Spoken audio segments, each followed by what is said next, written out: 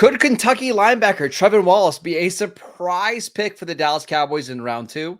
All that and more in this episode of the Locked On Cowboys podcast.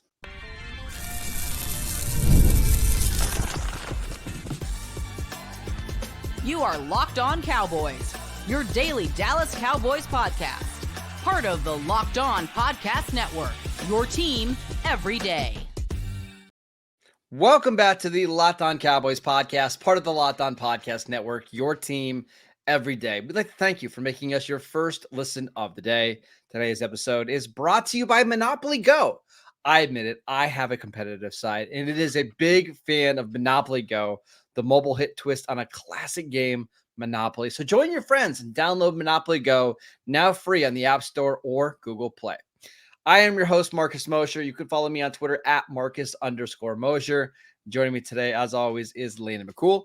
You can follow him on Twitter at McCoolBCB.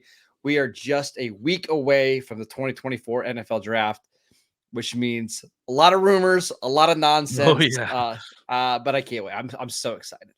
Yeah, I mean, look, it's definitely that era where, you know, you're starting to hear stuff and you're like, wow, that's really interesting. And then you look at the date and you're like, oh, well, it's a week before the draft. It's nonsense. So yeah, and again, if anything, it's a two-part process, right? It's being shocked by what you wake up to on Twitter every morning and see people talking about. And then it's the shock that, oh my God, we only have 6 days left or whatever until the draft. So I'm excited. I can't wait. Next Thursday night is going to be a lot of fun, I imagine. So one of the things that I always like to do at this time of year is go back and look at some of like the text and some of the notes they jotted down like back in January when all this stuff was pretty fresh. And one of the things that I got from a very well-respected person around the league is that Kentucky linebacker Trevon Wallace could be the second or third linebacker off the board. We know that the Cowboys have at least some level of interest here. It was a 30 visit. What did you see when you put on the tape? I'm a big fan. I liked his body of work. He's a bit short, but very thickly built torso. This, I mean, honestly, we talked about the kind of Wilson body type, right? The taller, bigger body, being able to see over the line of scrimmage. That's very advantageous. Having said all that, I really miss this type of body type at linebacker. You just aren't seeing it anymore. He's almost 240 pounds and he's barely over 6'1". He's really thickly built, especially in the torso and in his thighs. Physically gifted, right? He's explosive takeoff. He has nimble feet, but powerful enough to deliver a staggering blow to an offensive lineman when he gets to him. Aggressive. He takes very hard angles to the ball carrier and at full speed. In that can be a double-edged sword for him at times. We'll talk about a little bit, but he is one of these guys that sees it, and when he sees it quickly, he immediately pulls the trigger and comes down hard and right towards the ball carrier. Dangerous hitter coming downhill.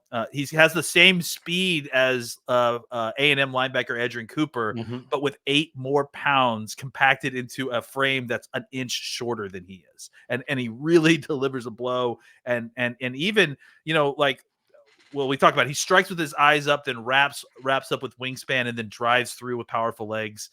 He can pull the ball carrier down by his hips. He has powerful hands.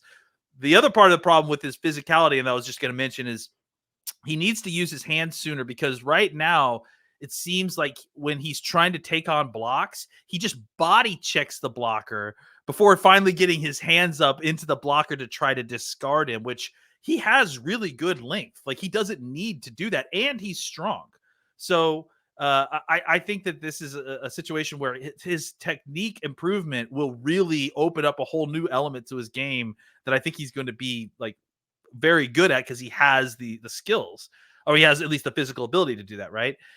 Too many plays where he is in bad body position to take on blocks. He plays to the run too fast at times. I mean, that's kind of what I was talking about. He triggers to go downhill really quickly, but his aggression can hurt him. As he pulls the trigger too fast, sometimes he can get trapped, or he gets fooled by misdirection. He is explosive enough that if he just buys into a slow is smooth and smooth is fast mentality, it would solve many of his issues, right? Like, he's just going entirely too fast without kind of making sure that everything's being done kind of correctly. And I think if he did that, he's already so naturally fast and explosive. he would get to where he needs to go. He would get to the outside to make the tackle. He would get to the offensive lineman, but he would arrive with better body position, with better, technique able to him, because he's got his, he's arrived with balance and not out of control, right? His back pedal is clean. He maintains good balance and has a low center of gravity, allowing him to suddenly fire downhill when needed as someone comes across his face in the zone. He's a good blitzer. He's very, very good blitzer. Is explosive enough to press the issue, nimble enough to adjust on the move, and powerful enough to operate through a center's block. Where does he win? He's a big-time upside Mike linebacker who just needs help trusting his process a little bit. I really like the idea of him coming on this team, or really any team where you have a lot of linebacker coaching experience, because I think a lot of his issues is about getting him to trust his technique and trust his keys more than just, refining techniques. I think it's just that he needs to slow down a bit and trust what he's seeing, as opposed to trying to cut corners and cheat, right? Unanswered questions. Can he trust his coaching and keys enough to unlock all that potential? Yeah, I mean, I think I didn't understand what people were talking about with this kid early on. I mean, you watch him, and I think you see a physical specimen, but I'm watching and I'm like, I don't know what's so different from him than, some of these other guys that you see. And then you watch a little bit more, and he's just so physical, and like he strikes so well, and he's just, you don't see a lot of 237-pound linebackers who can move like him. And I think in a world where we've got so many now of these 220-pound speed linebackers, that this is one of the guys that if you could develop him a little bit, he could become this really rare kind of run thumping, but still 3 down linebackers that I think is becoming more increasingly rare as far as Mike linebackers go. And I think he's one of those guys who could develop into one of those. It wasn't that long ago that this type of linebacker would be like a no-brainer first-round pick. Like Devin White went top 6, Devin Bush went in the top 10, and that same draft was it Jamin Davis went inside the top 20, same school. And that's what I struggle with is like, man, you see the flashes. Like if you watch his highlights, and there's a bunch of them on YouTube, the highlights are unbelievable. It's the consistency that bothers me. And if you're watching with us on YouTube right now, you can see the stable metrics from PFF. 19th percentile coverage grade, 22nd percentile forced incompletion percentage, 12th percentile run defense grade, 33rd percentile run stop percentage, 41st percentile pass rush grade. I just wonder, Landon, like how long is it before he becomes a consistent linebacker, if he ever does? Yeah, I mean, I think it's closer than this is, I saw the stable metrics after I was done watching the tape, and this is one of the times where I really disagreed with like Okay, that's the fine. tape Yeah, to that's me that's did not perfectly seem to fine. match what the metrics saw, right? Like I didn't see that. I saw a guy that I thought that could come in and play. I mean, he could give you snaps right away, right? Like, I think he can give you snaps as a rotational linebacker to start out as he works his way into being kind of a more full-time starter type, and then eventually be like, maybe his part-time situation is that he's an early down linebacker, right? Who's a very big-time special teams ace. And then as the season goes on, you're keeping him on the field for third downs. Yeah, I mean, I think what I like about him, and again, like this is not to get into the kind of value of all these guys, but I think he's as When do you good, if draft not. him? Well, that's what I was saying, is that I think he's as good as Cooper, but I think he's going to get drafted around later. I think he probably is a guy that goes into the third round, like maybe middle of the third Probably. round. We'll see. If he gets drafted before that, I think it's probably because there might be desperation at linebacker, and at a certain point, people are going to start pulling trigger on some of these guys. But I see him very similarly graded as Coulson and Cooper, except I think you can get him later. I think that's why I think like you can him. get him later. Yeah, is that I think he's not as much of a name as those guys.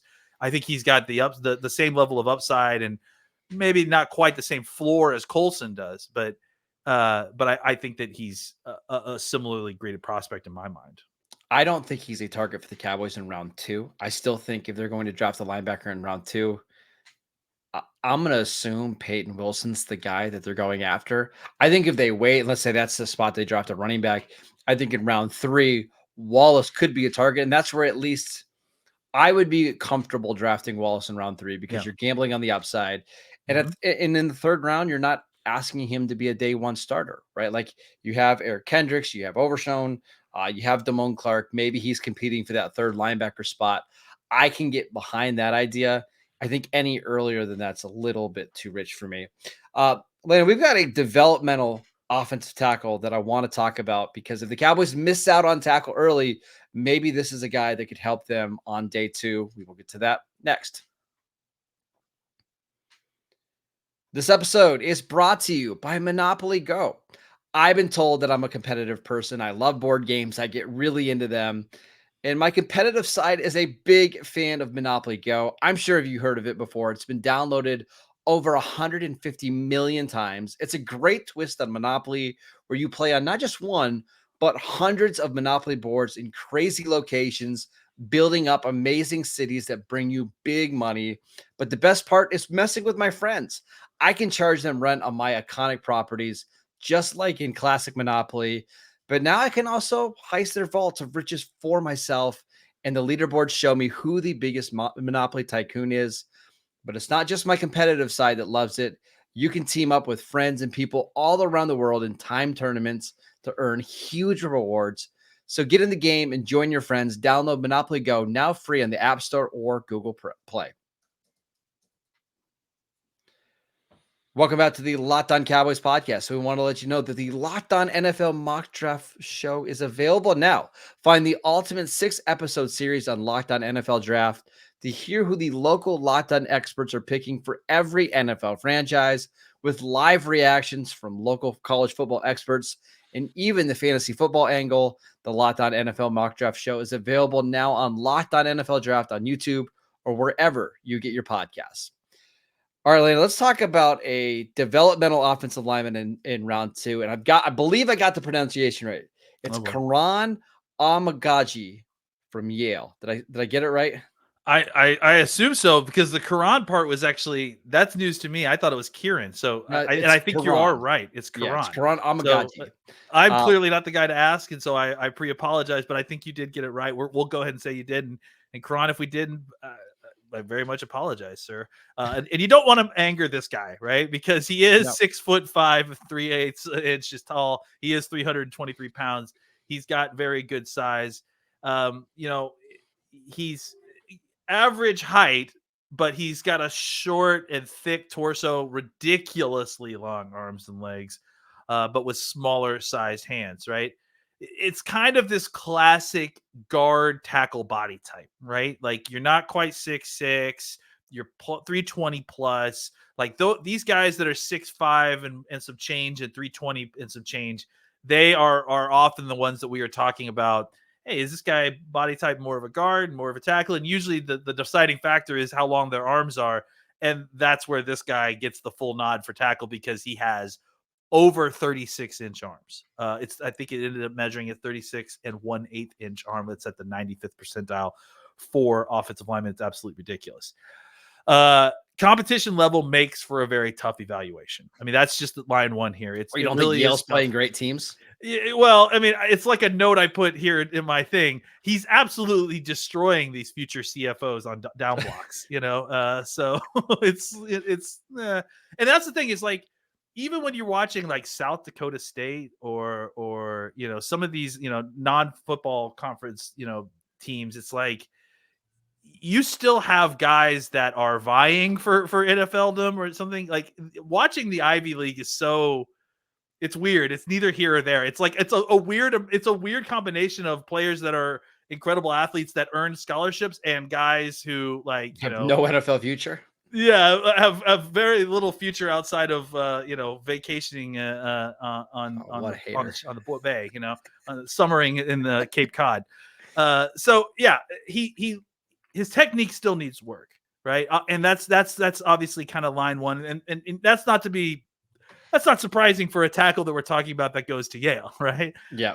But I will say that like sometimes when you see these guys that are clearly dominant and better than everybody else that they're playing, you see them get lazy, right? Because they don't have to have perfect technique to win, right? Because they're so physically big or fast or whatever that they can just win naturally without having to really kind of hone in on technique. I will say that this guy does not get lazy with his technique. Like, he at least is trying his best to recreate good technique often. It just needs some cleanup, right? His hands can get outside the frame too often. His footwork can use a little bit more chop. Sometimes his feet will stop moving, and that's when he can kind of get into trouble.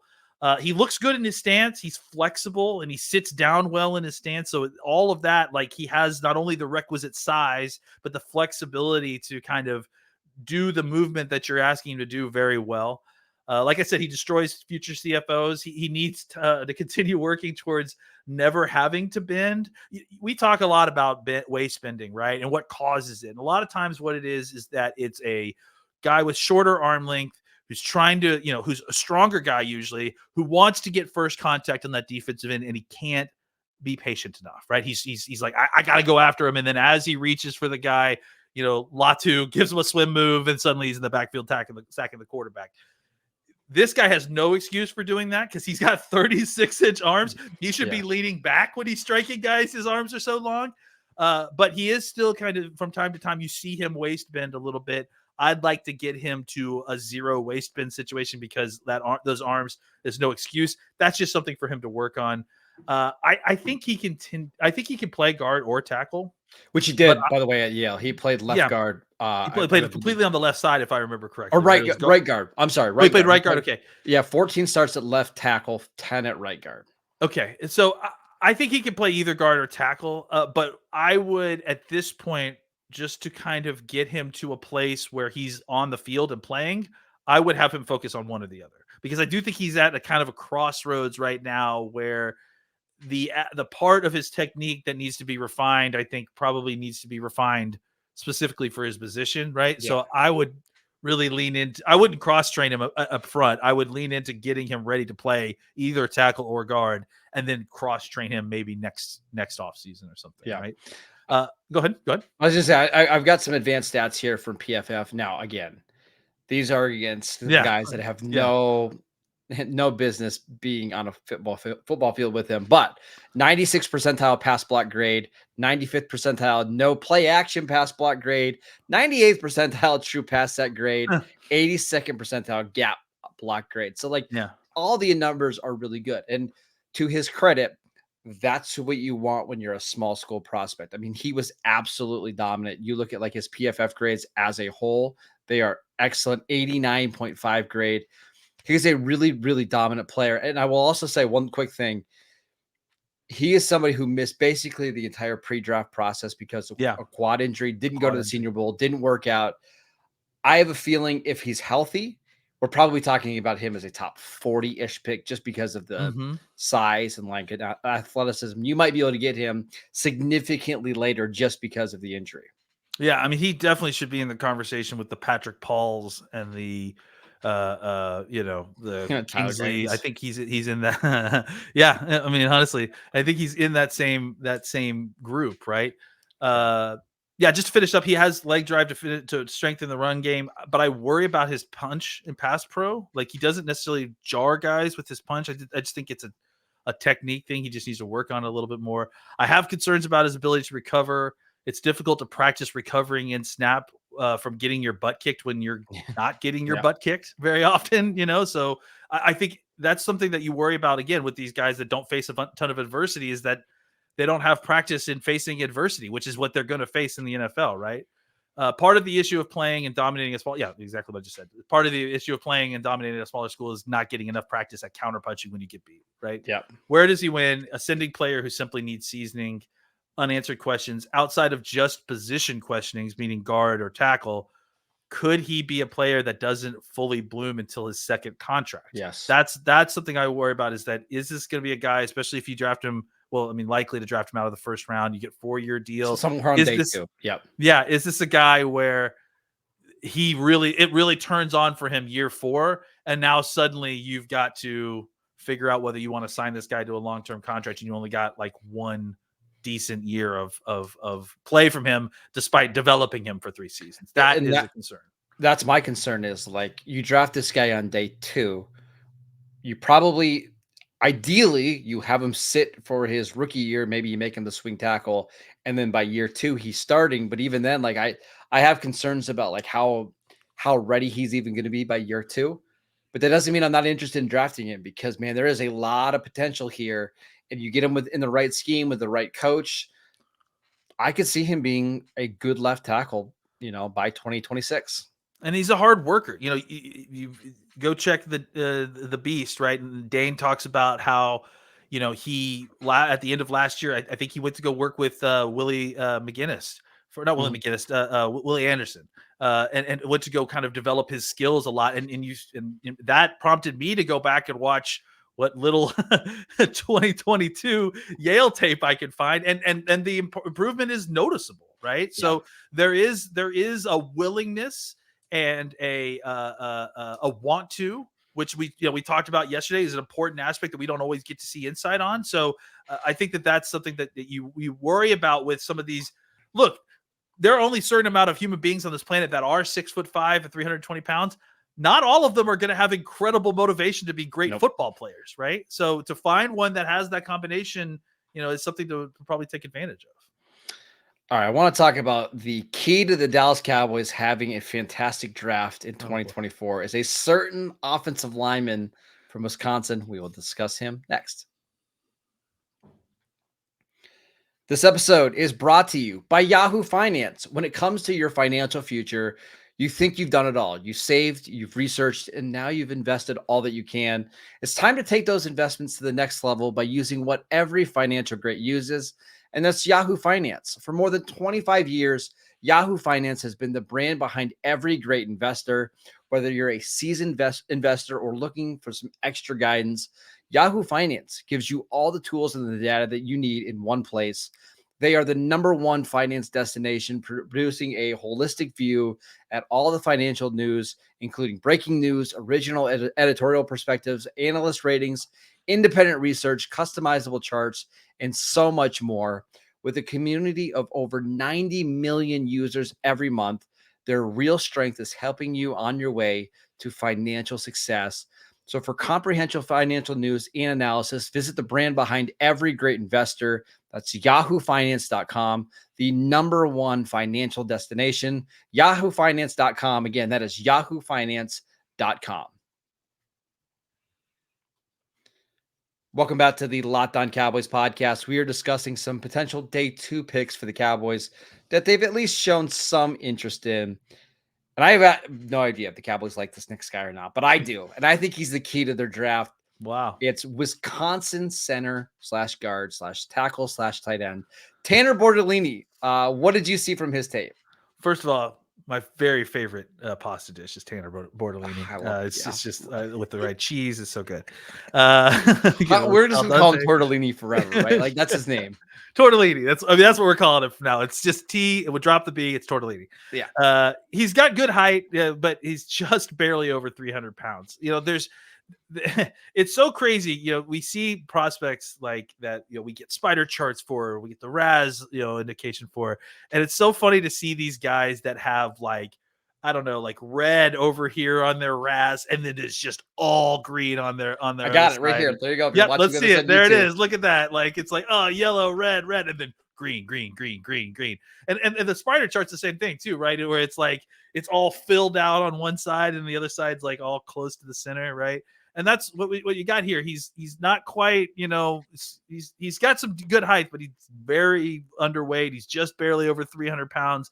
I'm guessing that he was, chugging milk or whatever it is, like up to the combine, to make sure he got in over 300 pounds.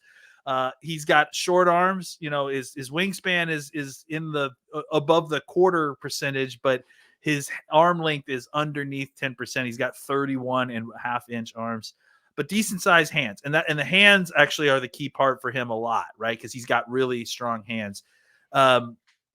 Elite measured athleticism, dominated in tests that usually correlate to success in the NFL, namely a blistering 4.28 short shuttle, which was absolutely ridiculous. And I'm pretty sure he has the lowest 3-cone for any offensive lineman. He broke Jason Kelsey's record, I think. Ever. Yeah. 716. I got it right here. If you're looking, yeah, let's look at that. It's 9. That's the 99.9 percentile among all. I mean, that's ridiculous. That's ridiculous. Yeah. And again, just to remind everyone, the short shuttle is one of the test for offensive linemen, that there is a strong correlation to having an elite short shuttle and being a very good offensive lineman. We've gone over this before. We've talked about this, but the folks that get underneath what was the marker, 4.6 or something like that? 4.40. Yeah. So there's folks that get under 4.40. I think there's been 12 of them all time, and 10 of them have been Pro Bowlers or something like that. It's totally ridiculous. So obviously that measures well for him. Bit of a belly to belly blocker, which isn't shocking considering his short arms and strong hands. And a lot of times when you have these guys that are strong hand but short arm folks, that's how they like to block. They want to get in close, they want to hide their holding, and then they want to grab the guys on the inside near their chest and manipulate them with their hands, right? His shotgun snaps sort of float a bit. This is something that I didn't see anybody else mention in their in any kind of scouting thing, but it was immediately noticeable to me. Oh yeah, he doesn't have a lot of speed there, but I think it's just from experience, right? Exactly. I was just gonna say, I think it's just he needs more time there. I think he's only been playing center for a year or two, right? He doesn't have a ton of experience there, so he's been playing kind of all over the spot. So we'll give him some time to kind of develop that, but that is something to keep in mind. Plays with really good tempo. He gets off the snap, gets the snap off, and gets to his target very quickly. Right, he's just immediately into movement mode as soon as he gets the snap off. Is gonna get beat by a lot of swim moves if he keeps lunging. That's the issue that I have with him technique wise. Is that again, we talked about with Karan, who has no excuse. This guy has some excuse, but he is suffering from the my length is not long enough. I'm trying to initiate first contact. I'm leaving myself susceptible to swim move. As long as he's on his feet, he will battle throughout the snap, right? He will work to replace his hands. He will keep moving his feet. Often he has answers if he gets beat early. As long as he's on his feet, he is continuing to block throughout the snap until the whistle is blown. Feels like there are times where he is too far out over his skis when engaged with the defender. So there's one thing where you're reaching to make initial first contact, and that's waist spending. But there's another thing where it just feels like he's leaning into his defenders too much, to the point where you feel like he could be susceptible to a swipe down move and then basically just bring him right to the ground.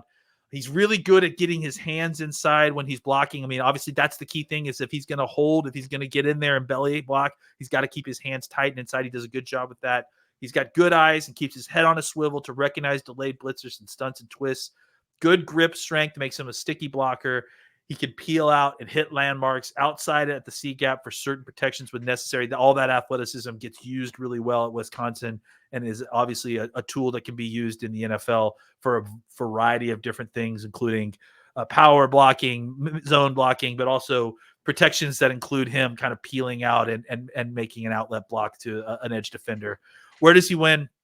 Athletic, smart center. That's the other thing about him too, is that not besides just the athleticism, there's so many of these times where you watch these clips at the very beginning of the clip, he's making the determinations, he's making the calls. You can tell good communicating centers because they're very, active with their hands. They're nudging their guys. They're talking to them. You see a lot of that with Bortolini. Where does he an athletic, smart center with versatility? Unanswered questions. Is he impressive? Is his impressive athletic upside tempered by his lack of length? The length is an issue. It is an issue. There's a reason they moved him into center for sure. But I think I think his athleticism more than can make up for it. The question is, how much does that margin shrink once you get into the NFL?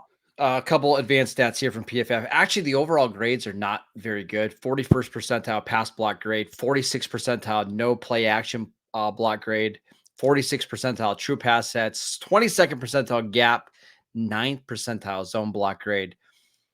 I wonder how much that is just because he couldn't settle into a position. He has started games at 5 different positions over the last 4 seasons. He was a left tackle in high school.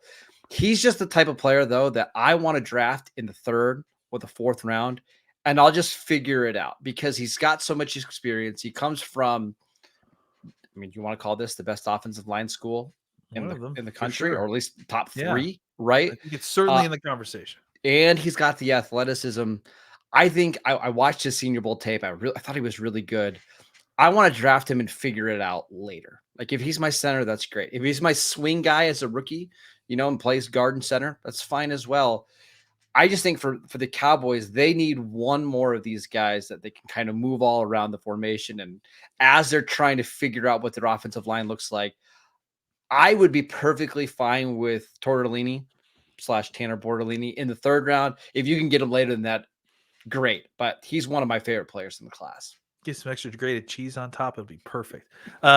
No, I agree. I think the only thing I would say is that I don't. After watching him, I have concerns about how much actual versatility he has. Right? Like What do you think? I think he's a guard, center guard. I think I to a certain degree, but I wouldn't start him at guard, right? Like I think he could do a guard center swing thing for sure, like come in and play a game at guard. But I don't know if I would ever like consider. I want him starting at center. Yeah, exactly. I don't know that I would consider him like, well, we've got 2 centers and a guy we don't like at guard. Let's kick Bortolini out to guard. I don't know if I'm going to do that. So, well, it's kind of like what we thought about Tyler Biadasz. Biadasz had experience at guard and center coming out of Wisconsin. Now, he was only your center, but if something were to happen, he could obviously kick in there. We saw Connor McGovern have some position flex before. Even somebody like Joe Looney had some guard center options. So I just think he's a quality player that can help you out in so many different ways. For sure. In a pinch, and you need 7 quality offensive linemen. I think he can be one of those 7 as a rookie. So especially as a game day roster guy, very valuable, right? Absolutely. Yes. But I would just wanted to make that determination. I think if you're trying to put him in a starting position, center's your place. He can kick out to guard if an injury happens or, if it's a couple games, but I wouldn't put him there for like a long-term stint. No, I wouldn't either. All right. That is it for today's show. We want to thank you for making Locked On Cowboys your first listen every single day. On tomorrow's show, we're going to do our last mock draft simulator of the year. So make sure you guys come and check that out. Go download the podcast wherever you get your podcasts. We are free and available on all platforms. Go follow Landon on Twitter @McCoolBCB. I'm @Marcus_Mosher, and we will see you right back here tomorrow.